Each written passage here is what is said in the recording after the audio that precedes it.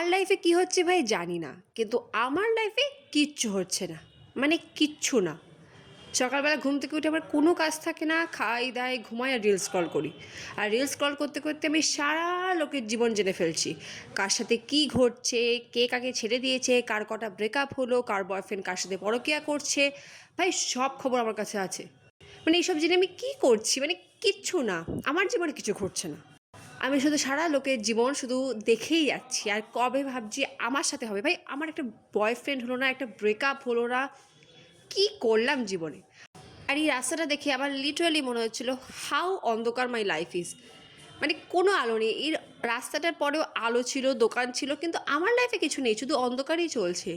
মানে আলো আসবে কোথা থেকে, লোক আসবে, মানুষ আসবে, ব্রেকআপ হবে, ঝগড়া হবে, ঝামেলা করব, তা না ভাই। মেরে একা সিঙ্গেল লাইফ কতদিন চলবে, লিটারালি নিতে পারছি না।